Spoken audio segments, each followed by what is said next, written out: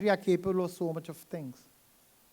The Atmanirbharata is a concept, a larger concept that drives you into you saying that you as an individual, you as a nation are capable of much, much more things than what you believe yourself to be. Isn't it really a miracle that you're talking of putting 200 crore vaccine, more than 230 if the last count, which none of the other countries in the world have done, leaving China. China, we still don't know the efficacy of the vaccine. The data is not all transparent. We leave it at that. Barring China, in a transparent manner, having the data in a digital format. I don't know how many of you have visited US in the last 2 years. How many? If hands can go up? No? Anyone in your family, if they have gone, please do have a chat with them. If you have to know the status of your vaccination, there you get a piece of paper. Typical sarkari kagaz. But here in India, what do? What do? Open your app, Arogya Setu, CoWIN. You are able to showcase what kind of vaccination you took, when was it given, where was it administered, the nurse who administered it. The customer delight, as the earlier speaker spoke of, apart from giving sparkling clean water, is also in giving you a sparkling and a delightful injection as well, a vaccination dose as well. So you know who that nurse is who gave you the vaccination dose. If this is not an achievement that was unthought of as a country, what does it mean for you? It only means that the country is poised for a bigger growth. Today we are the 5th largest economy in the world. 25 years from now we are talking of being either the first or definitely the 2nd largest economy in the world. You need to progress step by step. By 2030 we aspire to be a $10 trillion economy. What does it mean for you? This is exactly the broader context you as a management student needs to be asking. Where do I see the big opportunities?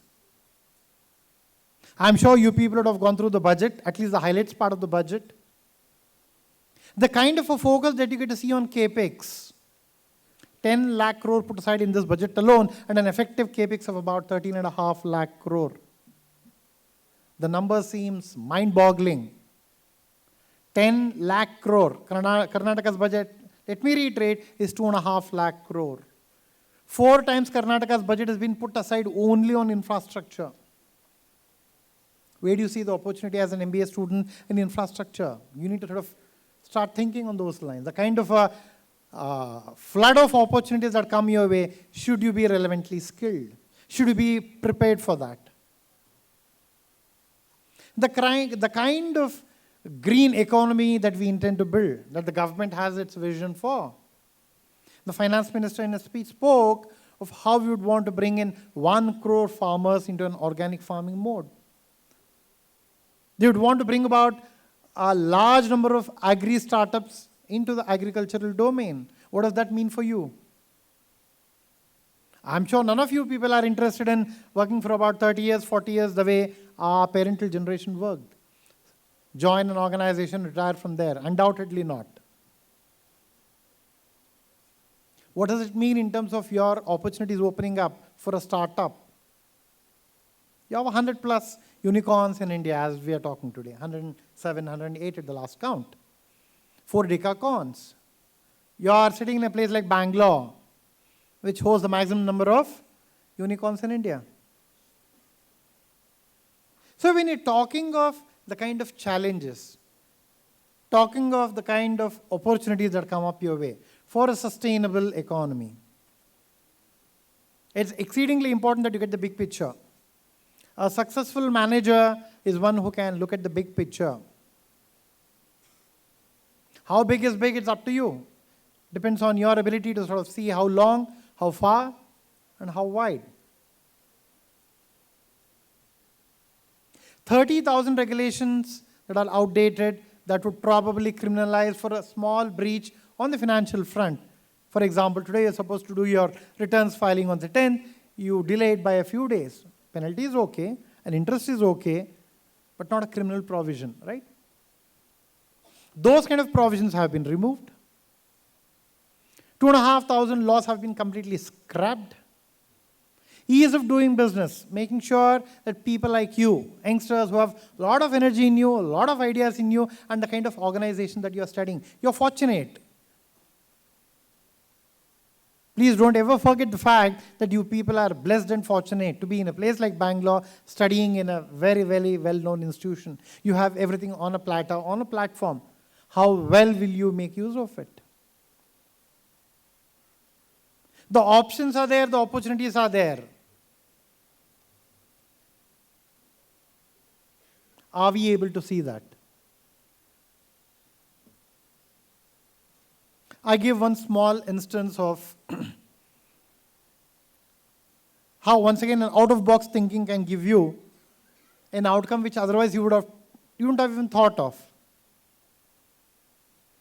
Each district can probably be considered as a cluster, an economic cluster, the way it works and operates due to its climatic conditions, due to its the kind of people that are there, the kind of educational institutions, and the overall mindset of the people out there. You know, for example, in Mumbai, you never see people walking aram se. People are always in a hurry. Don't know why, but they're always in a hurry. Someone would call them having a misplaced sense of urgency, always running. What time is the train? They'll say 11:37. I don't know what is 37, but 37 ka train, 32 ka train. Every minute matters, at least so it does, at least culture-wise. You go to a place like Kashi, Varanasi, it's much more religion-driven. The religious tourism takes a bigger chunk. It's more to do with your emotions, with your faith. Take to your tourist spot, go to Ooty, go to Nainital, that's more to do with you relaxing. So each place has its own way of behaving economically. The country came up with a product, with a very interesting proposal, yet again, like a ODOP. You would have heard of it, I presume. One district, one product. It might sound, why one district, one product? Why not two products? Why not 10 products? I'm sure we are capable of producing 10 products. But equally important is you would have already heard of something called economies of scale, right?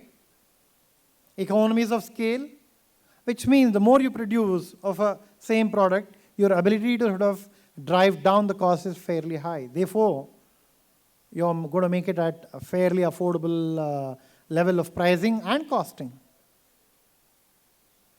Today, the country is working on an ODOP model, which is highly customized, localized, at the same time allows it to scale. A Dharwad Peda need not necessarily be restricted to Dharwad alone. A Agra Petha need not be restricted to Agra or Delhi alone. You're able to scale it up beyond your city, beyond your state, probably beyond your country. And that is the kind of a scale, the economies of scale that you get to see once the markets open up. This is what an opening of the economy is all about. You need to be cognizant. We need to be cognizant of the challenges of the crisis, the kind of opportunities it opens up. For example, with the changes in laws, GST, the kind of opportunity for a commerce student. With the opening up of more and more funding for SMEs and startups, the opportunity for a manager. When I say manager, more entrepreneurial in his or her thinking rather than just be manager, quote unquote, like the good olden days.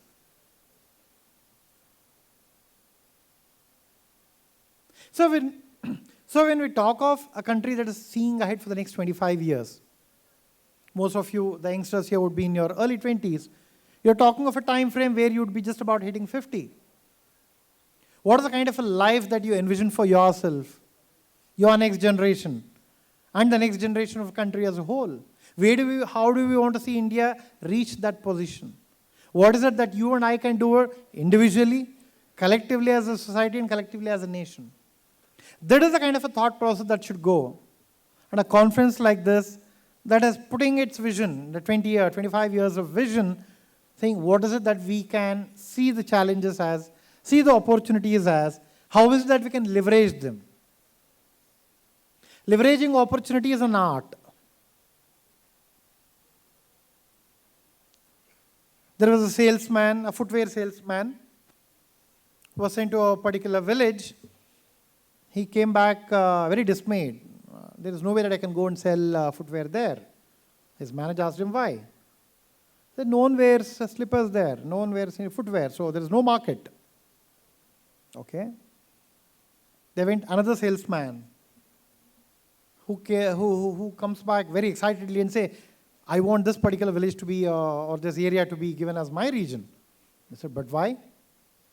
He said, that's a complete, full, fertile, virgin market.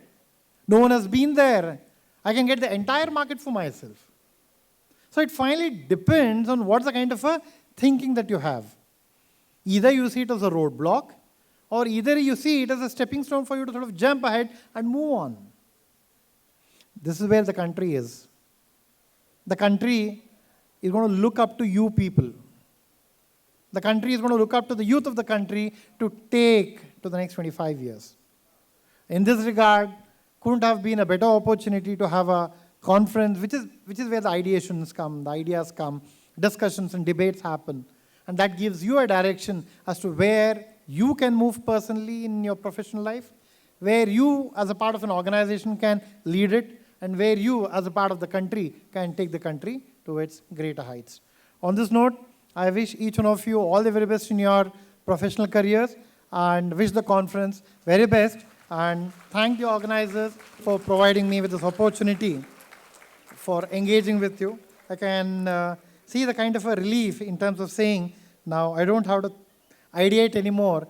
I leave it all to the experts sitting here who will come back with more ideation, more thoughts, and more pointers to how you and we as a country can work together. Thank you so much. Thank you, sir, for your thought-provoking words. And you fabulously set the tone of the conference.